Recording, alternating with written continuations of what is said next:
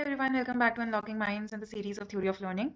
Today I'm gonna cover Thorndike and what according to him was the theory of learning. I've already covered Ivan Pavlov and John Watson, their types of UCS, principle of conditioning and types of conditioning. Okay, so let's get started with Thorndike. So Thorndike was the first person who basically came from the associationism school and through him it was a beginning of theory of learning. उसने 1892 में he gave the theory of law of effect, which we basically emphasize on in the theory of learning.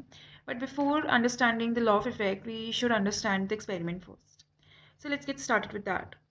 जैसे Ivan Paulo के experiment को बोलते हैं classical conditioning, John Watson के बोलते हैं लिटिल एल्बर्ट, थॉर्नडाइक एक्सपेरिमेंट को पजल बॉक्स बोलते हैं, कुछ लोग ट्रायल एंड एरर बोलते हैं and someone can also say cat experiment.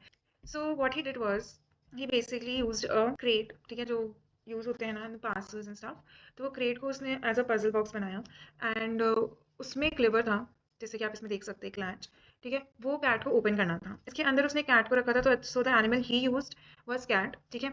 जो इवान पावलो ने यूज़ किया था वो था आपका dog and John Albert used rat. So इसमें भी कैट जो थी वो हंग्री थी of course, because why else the cat would be motivated to escape, right. अगर उसके सामने हमने फूड रख दिया, the cat is hungry, then only the stimulus will be created and the response will happen, right. And so what happened was उसने एक hungry cat को एक crate box में रखा, which was the puzzle box, and the cat has to open the lever in order to get to the food. So cat ने बहुत सारे responses किए, उसने sequences of actions किए, कभी उसने पंजा मारा, sometimes he sniffed, sometimes he just roamed around in the box itself. फिर एक ऐसा sequence आया जिसमें उसने liver को खोल दिया and he was able to get to the food. So वो टाइम नोट किया गया कि कितने टाइम तक he was able to find the correct sequence of action and was able to get to the food. But जो ये first action था ना गाइस, दिस वॉज एक्सीडेंटल, क्योंकि उसको नहीं पता था कि what he is trying to do.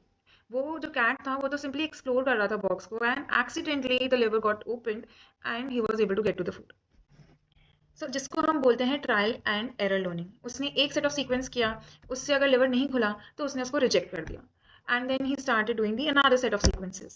and फिर ऐसा एक sequence उसने देखा कि okay, अगर मैं ये sequence करता हूँ, this sequence of actions get me to where I want to be, जो कि उसके लिए food था, right. and फिर वापस same cat को उसने box में रखा and then again उसने liver खोला and food के पास पहुंचा.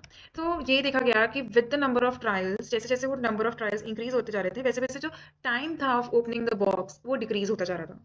Why? Because now the cat was able to find what was the correct sequence of action, and that is how he learned कि liver कैसे खुलेगा.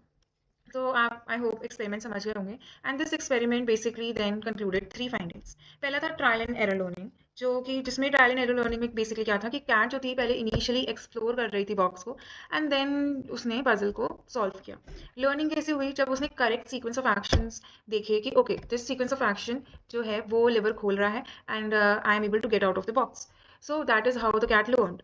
एंड जैसे मैंने बताया, जैसे जैसे ट्रायल्स इंक्रीज होते गए वैसे वैसे जो कैट का लिवर खोलने का टाइम था वो डिक्रीज होता गया.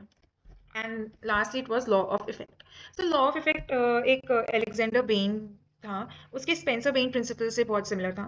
Okay. And law of effect basically ये कहता है कि जो बिहेवियर पॉजिटिव आउटकम से एसोसिएट होंगे, फॉलो होंगे, वो रिस्पॉन्सेज जो है इंक्रीज होगा, स्ट्रेंथन होगा एंड हम उसको रिपीट करेंगे, राइट. एंड जो बिहेवियर अवर्सिव आउटकम से एसोसिएट होंगे, जो नेगेटिव आउटकम से एसोसिएट होंगे, वो बिहेवियर अल्टीमेटली वीकन ही होगा. Y would be repeated? अगर कुछ काम है जिसका जो कॉन्सिक्वेंस है वो अकॉर्डिंग टू एंड वांट्स नहीं है, then why would be waste our time in performing that behavior, right. So this was basically the findings of this experiment which was known as puzzle box. अब Thorndike ने कुछ laws भी निकाले थे of learning and उसको हम दो भागों में डिवाइड करते हैं. First is the primary and the second is the secondary. So primary and secondary, I have already explain you the law of effect. So the second one is law of readiness. Readiness का मतलब ये होता है ना कि हम कितना ready है किसी चीज़ को करने के लिए. तो लॉ ऑफ रेडीनेस भी यही कहता है कि जो लर्नर है, जो सीखने वाला है, वो कितना मेंटली एंड फिजिकली प्रिपेयर्ड है सीखने के लिए. Okay. So how much the learner is mentally and physically prepared to learn. अगर लर्नर को प्री रिक्विजिट नॉलेज नहीं है या फिर वो किसी स्किल को लैक कर रहा है या फिर उसके मोटिवेशन ही नहीं है, then he will be struggling to grasp the knowledge. And the last law of learning is law of exercise. So आपने वो प्रोवर्ब सुना होगा ना, that practice makes a man perfect. Basically ये लॉ ऑफ एक्सरसाइज भी वही कह रहे हैं. ये कहता है कि जितना जो लर्नर है, जो सीखने वाला है, वो प्रैक्टिस करेगा एक स्पेसिफिक बिहेवियर या स्किल को, उतना ही स्ट्रॉन्ग एसोसिएशन हो जाएगा between the stimulus and response. So जैसे कि अगर हम एक एग्जाम्पल ले ऑफ अ म्यूजिशियन, जितना म्यूजिशियन जो है म्यूजिकल इंस्ट्रूमेंट को प्रैक्टिस करेगा, उतना ही उसके जो फिंगर मूवमेंट्स है वो स्मूथ होंगे एंड उतना ही would be able to flawlessly play the musical instrument. And later on जो म्यूजिकल शीट्स है एंड जो उसका फिंगर मूवमेंट है वो भी अलाइन होने लग जाएगा and it would be easier to follow the sheet, right. So जितना आप एक्सरसाइज करेंगे, जितना आप प्रैक्टिस एंड रिपीटेशन करेंगे of specific behaviour and skill, उतना ही स्ट्रॉन्ग एसोसिएशन होगा। That is what law of exercise six. Now let's come to the secondary law of learning and the first one is law of primacy. So law of primacy basically ये कहता है कि जो भी information अपन present करते हैं in the beginning या फिर जो सीक्वेंस में जो पहले पहले जो इन्फॉर्मेशन होती है वो ज़्यादा अच्छे से अपन याद रखते हैं rather than the information presented afterwards. तो जैसे बचपन में डिबेट्स वगैरह होते थे तो टीचर्स कहते थे ना कि स्टार्ट विद अ कोट और a line which is effective और you should basically have a hook, right, because उसी से जो अटेंशन है वो ग्रैब होता है and the interest of the audience builds up. और इसका या फिर हम दूसरा एग्जाम्पल लें तो फिर अगर ग्रॉसरी लिस्ट होती है हमारे पास एंड हम भूल जाते हैं तो हमारे को फर्स्ट फ्यू आइटम्स तो याद होती है बट लास्ट में याद आते हैं वी टेंड टू फॉरगेट कि अरे क्या था। Now the second one is law of recency. Law of recency basically primacy का उल्टा है। रीसेंसी ये कहता है कि जो भी रिसेंटली प्रेजेंटेड है वो ज़्यादा अच्छे से अपन याद रख पाते हैं। So the information presented more recently is the most likely to be recalled. तो इसका अगर अपन एक एग्जाम्पल लें तो फिर एग्जाम से पहले जो अपन रिविजन करते हैं एंड जो चैप्टर्स उस वक्त हम देखते हैं वो ज़्यादा अच्छे से अपन रिकॉल कर पाते हैं rather than the revision we did a few days ago।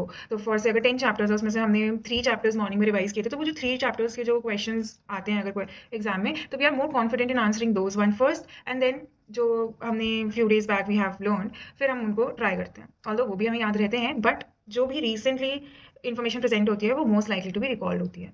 Okay, the third one is law of multiple responses. Law of multiple responses basically puzzle box अपन समझते हैं। मल्टीपल रिस्पॉन्सेज बेसिकली हमें ये बोलता है कि अगर कोई बंदा या if a person is likely to encounter new situations then he will act or behave in multiple responses or actions until he gets the desired action। तो फिर जैसे कि अगर हम इस कैट को देखें जब वो पजल बॉक्स में बंद थी तो उसने बहुत सारे रिस्पॉन्सेज किए जब तक उसको एक डिजायर्ड रिस्पॉन्स नहीं मिला और उसका लिवर खोल के उसको फूड मिल गया।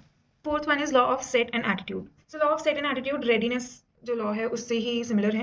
ये यही कहता है कि जो लर्नर का मेंटल स्टेट और रेडीनेस है वो सिग्निफिकेंटली इंपैक्ट करता है लर्निंग को।